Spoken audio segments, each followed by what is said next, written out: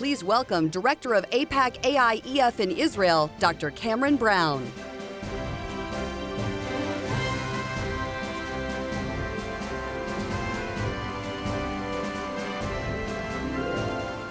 Good morning, ladies and gentlemen. Our final guest today is a close friend of AIPAC and the pro-Israel movement. Daniel Gordis is a rabbi and scholar. I haven't even finished telling you who he is, and you guys already... Oh, you know him. This is good. He's a lecturer and an author with a remarkable ability to capture the unique spirit of Israel. He understands the power of sharing Israel's story and the importance of the connection between our two great nations. So ladies and gentlemen, again, now this time everybody, please join me in welcoming my good friend, Rabbi Daniel Gordis.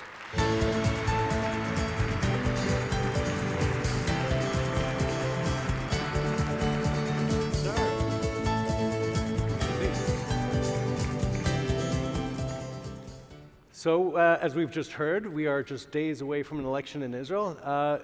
We'd like you to give us a zeitgeist, a sort of sense of what is going on in Israel these days, and what is in the minds of Israelis. What are they thinking about when they're thinking about these elections?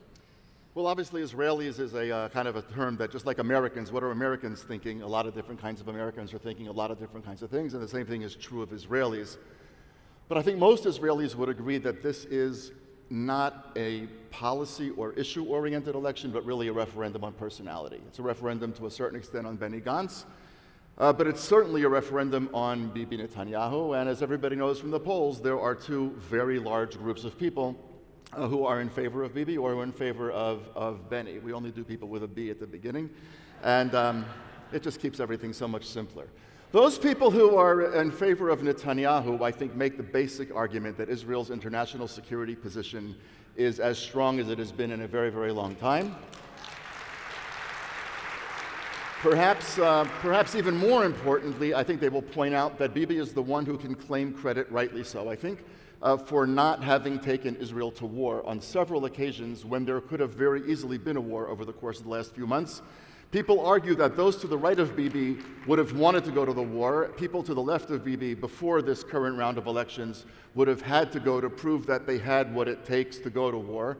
And the only person in that room who did not want to go to war and also had nothing to prove was Netanyahu, which is why a lot of people would say he was the man. On the other side, there are a lot of people who think that, first of all, he's just been in office for a very long time, and democracies need fresh blood and fresh vision.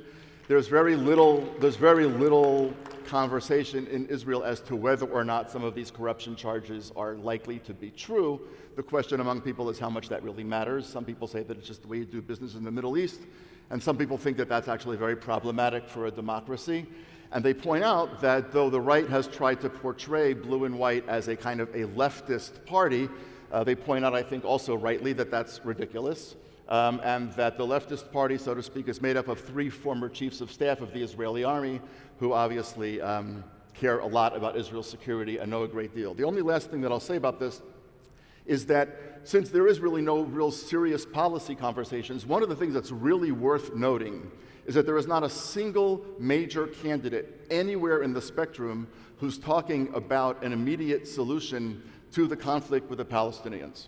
And that's important for Americans to recognize because, as we all know, there are many, many voices in America who argue that the current Israeli government or the right wing in Israel or whatever is the reason that there is not a solution of the conflict with the Palestinians. And I think it's an extraordinary thing to note that no serious political party in Israel is actually advocating any immediate change. Every Israeli obviously wants the conflict to come to an end at some point.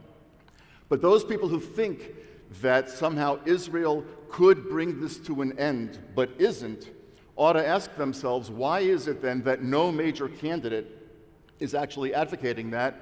And what is it that American Jews know that Israelis don't know? Are American Jews more moral than Israelis? Are American Jews more committed to peace than Israelis? Or is it perhaps that Israelis who live in the region understand how much more complicated the end of the conflict is than many people here would like to believe?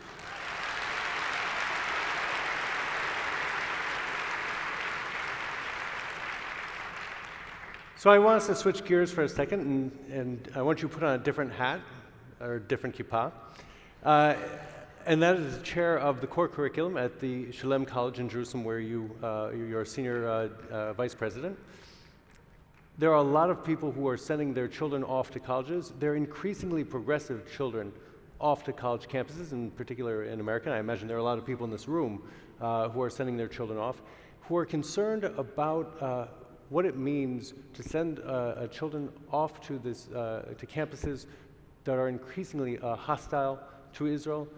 How do you talk to students, young people about Israel, in particular people who are increasingly progressive? Well, I think the fundamental difference between what we do at Shalem College from what happens on many American campuses here is we don't consider ideas to be an affront. We actually don't think that asking somebody to think about something that they disagree with is a violation of their autonomy.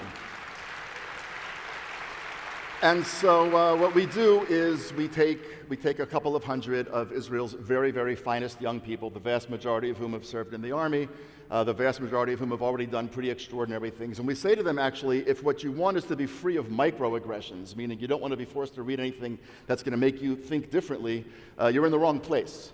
And all we ask of you is that you have an open mind and that you think and that you actually learn to engage with people who are different than you and who think differently than you with a kind of a tolerance and an openness which creates an environment for dialogue. And I think the importance of this in America, and particularly for American Jews, goes far beyond the problem and the very real challenge of sending increasingly progressive kids off to increasingly progressive campuses. What we're seeing in America now, and a friend of mine who works at a very major newspaper, she's my age more or less, she's very young, and we were chit-chatting earlier today, and she said that she thinks that she's outlived the civilization in which she was raised. And I thought that was actually a very sad way, but a very concise way of putting it. I think people in my generation who were raised in the 70s and high school and so on and so forth, we have to a certain extent really outlived the civilization in which we were raised, because the idea of the exchange of ideas has really gone by the wayside, and universities, which are supposed to be places where you're taught to think, have become places where you're not allowed to challenge anybody with an idea. That's the beginning of the end of a great civilization. And the only other thing that I'll mention here is that it's not only on the left, by the way, but I think what's taken over not only in the universities, but don't forget that these people running the university campuses will, in a decade or two, be the people running America. What's happened in America, which should be of concern to all of us, is just a culture of tremendous anger, dismissiveness, wanton hatred, and absolute unwillingness to be open-minded about all kinds of things. And I would remind us of this. Go through all of history and ask yourself, name the civilization or the society that became hate-filled, that was looking for victims, that was looking to pin blame on people, that did not eventually find the Jews. There was never such a society. And so therefore, the hate-filled rancor that's taking over the campuses ought to be a great warning to us, because this extraordinary experiment in diaspora living, which has been the United States, will be threatened not only unless we push aside the attacks on Jews and Israel, but unless we can change dramatically the nature of the conversation in America, because if it remains hate-filled, we will find ourselves in the crosshairs.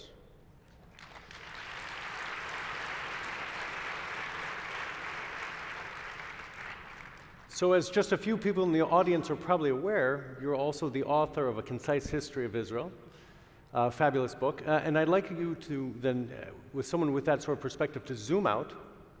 And I want you to think about the Jewish people in a historical comparative context and tell us, how are we doing? Well, I heard people laugh, how are we doing? I know my kids aren't here. But if they were in the room, they would be laughing hilariously also, because they would say, oh my God, you're asking him how we're doing. Just get ready now for this long story about how things have just gotten terrible and it's a horrible world, and etc. But the reality, of course, is that my kids are always wrong when they make fun of me. And more importantly, we're doing great. And I think it's really very important for us to remember that. Ask yourself across history, go back 2,000 years, 3,000 years, 4,000 years, but certainly 2,000 years really since the beginning of the long exile of the Jews. When have the Jews ever been in better shape than we are now? We have a tremendous number of challenges facing us, but we are also an extraordinary experiment in rebuilding after coming very close to the precipice. Imagine for a moment that we were now in January 1946. Okay, a year after the liberation of Auschwitz, still several years away from the creation of the State of Israel, and you are a person who is sane, knowledgeable, aware of what's going on in the world, and somebody says to you, tell me something about the future of the Jewish people. In January 1946, the only sane thing that you could say is that the greatest days of the Jewish people had to have been in the past. There was no other way to look at the world. I mean, think about it. Eastern European Jewry was gone. Those who were still alive were, for the most part, living behind the Iron Curtain in a situation that was going to get infinitely worse before it started to get better. The United States had closed its borders, as had Canada, which prevented millions of Jews from escaping and having somewhere to go. And I remind you that there was one protest during the Holocaust, one protest of 400 rabbis who went to Washington, and the president refused to meet with them, in fact. But there were highways, and there was newspaper, and there was television, and there was radio, and there were airplanes. And there was one protest during all of those years. So if you look at Eastern Europe, it was a disaster. If you look at the middle of Europe and Western Europe, it was in shambles. The United States had nothing to be proud of back then in terms of what it had done for the Jews. And if you turned your attention over to the Middle East, there was a place called Palestine where 100,000 British soldiers were patrolling mostly the shores, making sure that people who were trying to flee a burning Europe a few years earlier couldn't get in.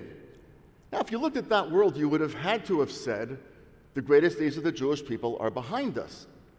But in fact, quite the opposite is true. These are, in fact, probably the greatest days of the Jewish people in 2,000 years.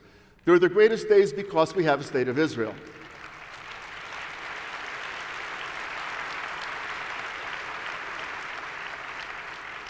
Zionism was meant to do a couple of things. It was meant to create an environment in which Jews would not have to live at the behest of anyone else's goodwill. They would live in a place where they didn't have to worry day in and day out. When was that invitation to Spain, Portugal, Germany, the United States, wherever, going to run out? Israelis don't worry about that.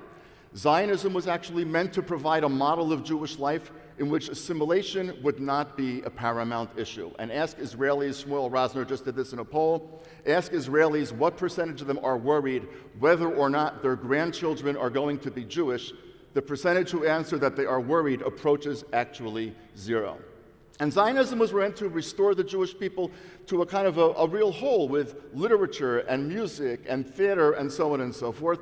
And a country which in 1950s was running out of food and in the 1970s or 80s couldn't wait to hear who shot JR, is now exporting wine and is exporting television, exporting music, is exporting theater, is winning awards for literature all over the world, and it's put the Jewish people back into the center of the international economy of ideas and of culture.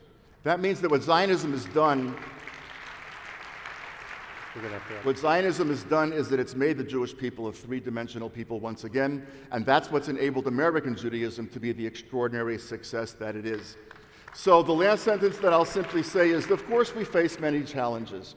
We face many challenges, but we should be fundamentally aware that we face them from a position of great privilege and a position of great influence and strength.